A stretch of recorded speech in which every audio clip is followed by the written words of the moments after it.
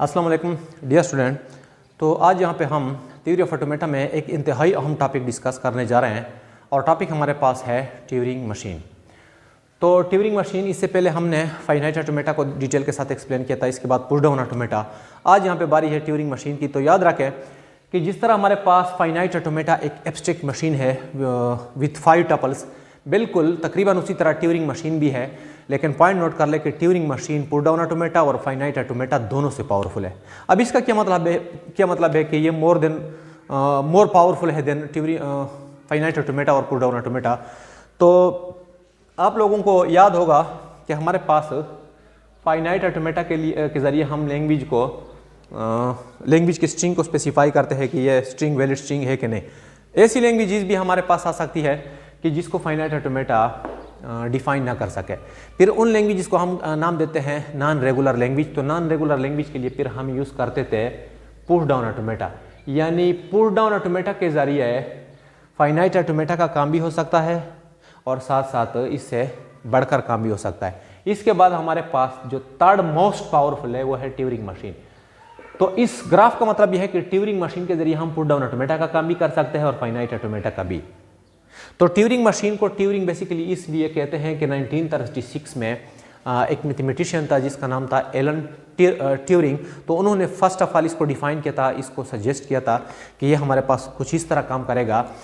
तो Turing machine basically हमारे पास एक एब्स्ट्रैक्ट मशीन है लैंग्वेज को डिफाइन करने के लिए। अब हम प्रॉपर डिफिनीशन इसका देखते हैं। तो प्रॉपर डिफिनीशन में हमारे पास ट्यूरिंग मशीन 1 2 3 4 5 6 7 टपल का मजमुआ है। जिस तरह फाइनाइट ऑटोमेटा 5 टपल्स का था, यहाँ पे हमारे पास है 7 टपल। अब इन 7 टपल को और ट्यूरिंग मशीन को अच्छी तरह समझने के लिए आपने ये वीडियो लाजमी एंड तक देखना होगा, क्योंकि यहाँ पे ये जो टर्म्स है अगर मैं यहाँ पे एक्सप्लेन भी कर रहा हूँ तो आप लोगों को थोड़ी बहुत कन्फ्यूजन रहेगी। एक एग्जाम्पल हम लेंगे, फिर उसके ज़रिए हम ट्यूरिंग मशीन को डिटेल के साथ एक्सप्लेन करते हैं।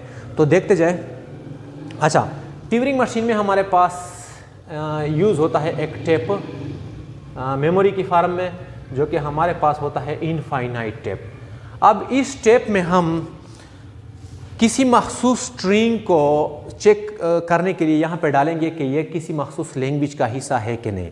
याद रखें कि ट्यूरिंग मशीन के ज़रिए हम किसी स्ट्रिंग को चेक भी करते हैं कि ये इस लैंग्वेज का हिस्सा है कि नहीं, और साथ साथ हम इसके ज़रिए किसी लैंग्वेज के लिए स्ट्रिंग बना भी सकते हैं। मतलब ये दोनों काम करता है।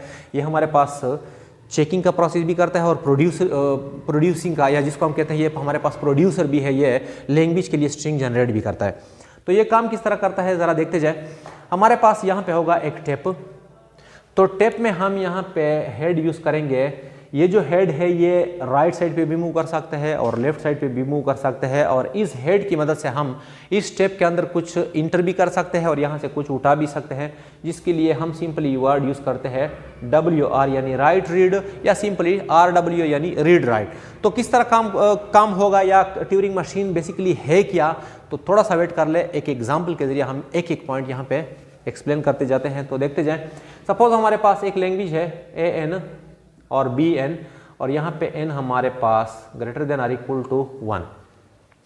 इसके ज़रिए हमने एक ट्यूरिंग मशीन डिज़ाइन करना है। तो यहाँ पे ज़रा नोट कर ले कि इस लैंग्वेज में हमारे पास जो स्ट्रिंग होंगे वो फर्स्ट ऑफ ऑल आएगा AB, दूसरा होगा AA, मतलब यहाँ पे अगर हम पावर 1 कर ले तो इसका भी 1 होगा, इसको 2 कर ले तो इसका भी 2 होगा। इस तरह नहीं है कि यहाँ पे 1 यहाँ पे 2, बल्कि इक्वल हमारे पास यहाँ पे कंसिडर होंगे। नेक्स्ट हमारे पास होगा 3 टाइम A और 3 time B and so on. अच्छा, अब यहां पे जरा देखें।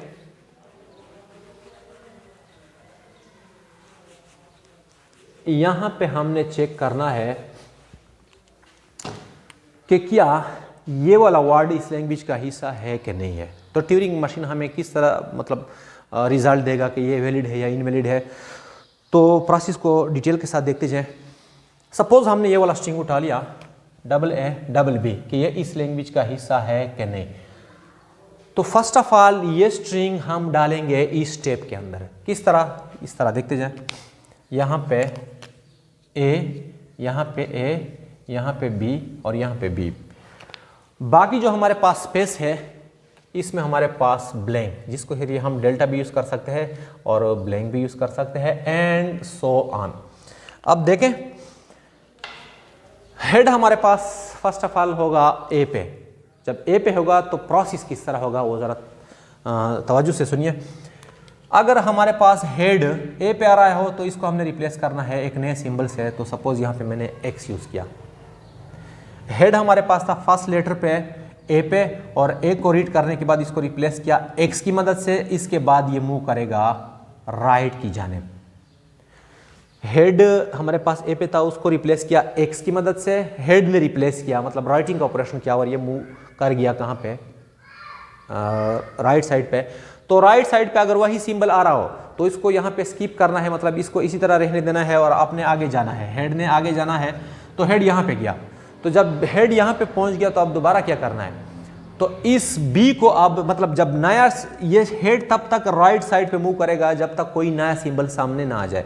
तो जब नया सिंबल आता है तो इसको किसी और लेटर से रिप्लेस कर ले। तो मैंने सपोज यहाँ पे रिप्लेस किया वाई की मदद से।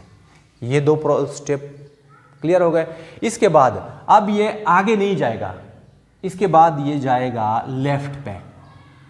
तो जब लेफ्ट पे गया, अच्छा अगर यहाँ पे हमारे पास सपोज स्ट्रिंग है double A double B double C किसी और लैंग्वेज के लिए, तो ये हेड तब तक आगे जाएगा जब तक तीनों लेटर में से एक एक को रिप्लेस ना कर ले। तो यहाँ पे हमारे पास सिर्फ दो है, तो डबल ए डबल बी, पहले ए को रिप्लेस किया with the help of x, फिर आगे गया, ए को इस तरह रहने दिया, फिर आगे गया। फिर यहाँ पे बी था, बी को रिप्लेस कर ले वाई। अब दोबारा क्या होगा, आगे नहीं जाएगा बल्कि दोबारा मूव करेगा लेफ्ट साइड पे। तो जब लेफ्ट साइड पर मूव करेगा तो यहाँ पे हमारे पास दिखाई दे रहा है ए को इसी तरह रहने दे, दोबारा जाना है यहाँ पे एक्स में, दोबारा जाना है यहाँ पे एक्स में। तो जब एक्स दिखाई दिया तो एक्स को इसी तरह रहने दे। अब दोबारा जाना है राइट साइड पे। तो जब राइट साइड पे दोबारा गया एक्स के बाद, तो यहाँ पे दोबारा ए को रिप्लेस करेगा किस चीज़ की मदद से, एक्स की मदद से। इसके बाद जाएगा वाई पे। तो जब वाई रीड हो गया तो इसके बाद दोबारा जाएगा यहाँ पे, यहाँ पे। अब इसको भी मतलब दो ए को रिप्लेस किया, अब दो वाई को भी, दो बी को भी रिप्लेस करेगा। तो अब यहाँ पे इसको रिप्लेस करेगा with the help of Y. Y को रिप्लेस करने के बाद दोबारा जाएगा लेफ्ट पे। लेफ्ट पे वाई था, वाई को वाई रहने दे, फिर एक्स को एक्स रहने दे, फिर दोबारा राइट पे जाना है। तब तक यहाँ पे जाना है जब तक हमारे पास कोई और सिंबल मतलब फाइंड आउट ना हो जाए। अगर इसी तरह एक्स और वाई रिपीट होते गए तो प्रोसेस को यहाँ पे स्टॉप करना है। तो इसका मतलब ये हुआ कि हमारे पास ए भी रिप्लेस हो गए, वाई बी भी रिप्लेस हो गए, तो हमारे पास कोई टर्मिनल बाकी नहीं रहा। तो इसका मतलब है कि डबल ए और डबल बी हमारे पास वैलिड स्ट्रिंग है। अब अगर फिर भी क्लियर ना हो तो यहाँ पे ग्राफ को ज़रा देखते जाए, फिर ये पॉइंट आसानी के साथ क्लियर हो जाएगा। देखते जाए जी। तो दोबारा एक्सप्लेन करता हूँ। यहाँ पे मैंने लिख लिया ए, यहाँ पे बी ए, यहाँ पे बी, और यहाँ पे बी, और यहाँ पे ब्लैंक, और यहाँ पे बी ब्लैंक। तो फर्स्ट ऑफ ऑल ए को रिप्लेस कर ले with the help of x. अब यहाँ पे हम इसको ग्राफिकली लिखते हैं, क्यों नॉट। इनिशियल स्टेट, जब हमारे पास ए था तो ए को रिप्लेस किया एक्स की मदद से, ए को हमने रिप्लेस किया एक्स की मदद से, और हेड मूव कर गया राइट। तो क्यों नॉट से हम जा रहे हैं Q1 की जानिब। ए को हमने रिप्लेस किया किस चीज़ की मदद से, एक्स की मदद से, और कहाँ पे मूव कर गए राइट, यहाँ पे टेप में। अब दोबारा वहाँ पे ए आ रहा है तो ए पे क्या करना है, ए को इसी तरह रहने देना है और अब मूव करना है बी। तो यहाँ पे ए को इसी तरह रहने देना है, तो इसके लिए हम यहाँ पे यूज़ कर रहे हैं लूप। ए को ए रहने देना है और मूव करना है कहाँ पे, राइट पे। अब अगर राइट पे बी दिखाई दिया तो इस पर क्या करना है, इसको हमने रिप्लेस करना है एक और लेटर के साथ, और वो हमारे पास है वाई। तो देखें Q1 से हम यहाँ पे जा रहे हैं Q2 पे। Q2 पे अगर हमारे पास क्या हो, बी हो, तो इसको हमने रिप्लेस करना है वाई की मदद से, और हमने मूव करना है कहाँ पे, दोबारा। जब ये वाला रिप्लेस हो गया तो जिस तरह वहाँ पे मैंने जिक्र किया, अब दोबारा मूव करना है लेफ्ट पे। तो ये दोबारा बी को हमने रिप्लेस किया वाई से और मूव किया हमने लेफ्ट की जानिब। अच्छा, अब यहाँ पे हमारे पास है ए। तो जब ए है तो ए पे क्या करना है, ए को इसी तरह ए रहने देना है, ए को इसी तरह ए रहने देना है, और मूव कहाँ पे करना है, यहाँ पे। मूव कहाँ पे करना है, लेफ्ट पे। तो ये भी हमारे पास हो गया। नेक्स्ट, अगर यहाँ पे हमारे पास x है तो क्या करना होगा, जब x है तो दोबारा हमने राइट की जानिब मूव करना है। तो देखें इस तरह, अगर हमारे पास x है तो x को हमने रिप्लेस किया x की मदद से, और हमने मूव करना है राइट पे।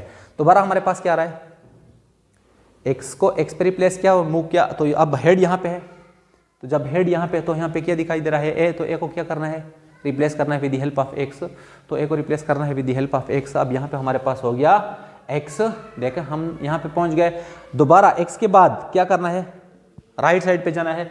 अगर राइट साइड पे हम गए तो वहाँ पे अब क्या है y, तो अगर y हो तो y को क्या कर रहा है, y को इसी तरह y रहने देना है और अपने आगे राइट साइड पे मूव करना है। तो यहाँ पे हम लिख सकते हैं अगर y हमारे पास आ गया, y हमारे पास आ गया तो y को y रहने दे और राइट साइड की तरफ मूव करते जाए।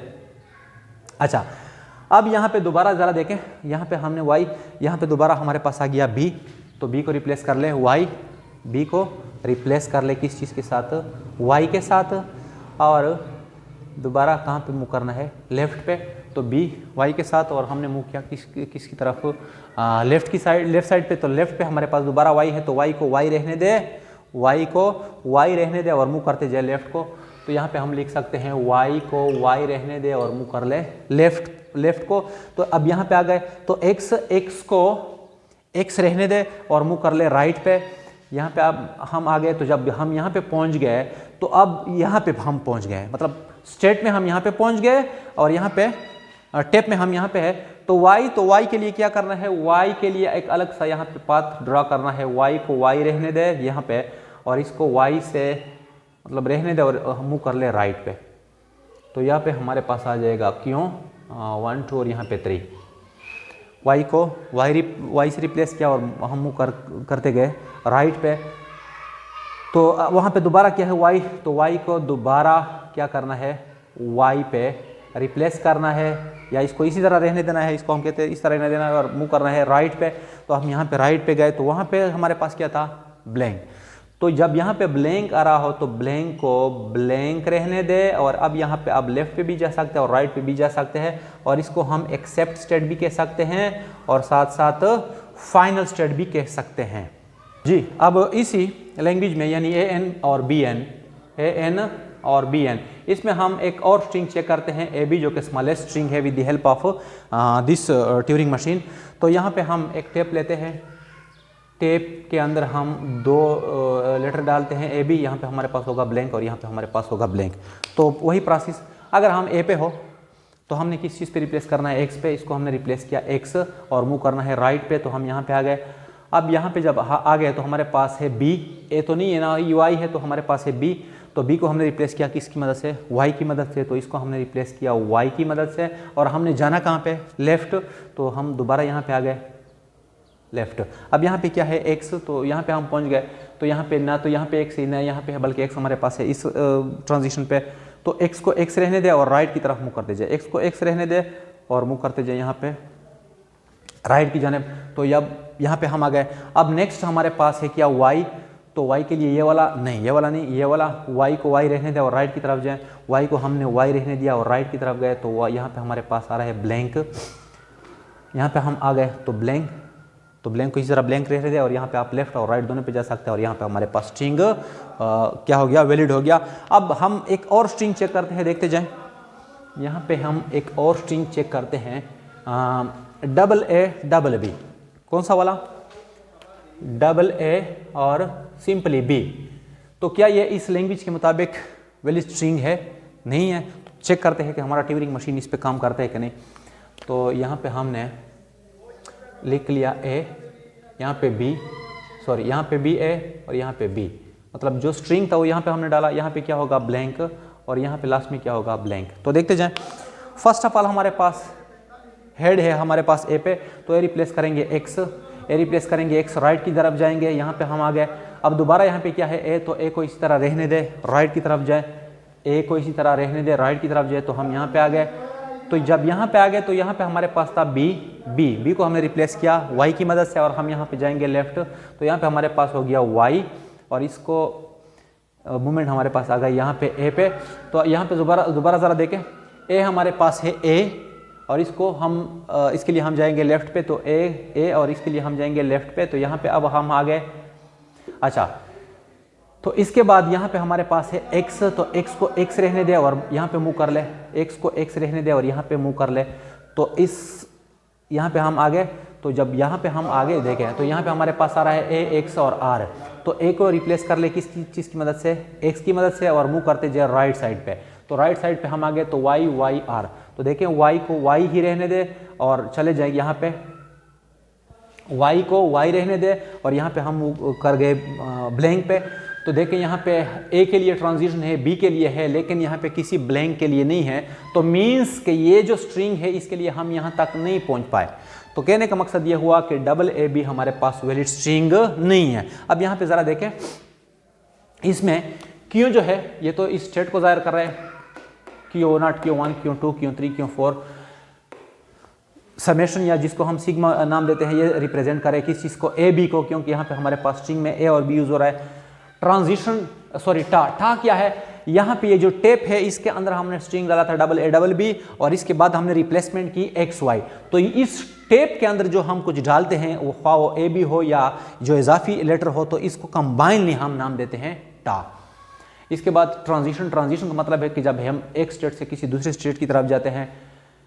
Q0 का मतलब है इनिशियल स्टेट, QF का मतलब है फाइनल स्टेट, और यहाँ पे ब्लैंक का मतलब है कि जो टेप में हमारे पास ब्लैंक आता है। तो डियर स्टूडेंट, ये था हमारे पास आज का टॉपिक कि ट्यूरिंग मशीन बेसिकली है क्या और ये किस तरह काम करता है। तो उम्मीद है आप लोगों को आज का ये टॉपिक क्लियर हुआ होगा। नेक्स्ट लेक्चर में हम पैलिंड्रोम के लिए एक ट्यूरिंग मशीन बनाएंगे और एक्सप्लेन करने की कोशिश करेंगे कि पैलिंड्रोम के लिए ट्यूरिंग मशीन किस तरह काम करता है। तो मिलते हैं फिर नेक्स्ट वीडियो में। आज के लिए बस इतना ही। अल्लाह हाफिज़।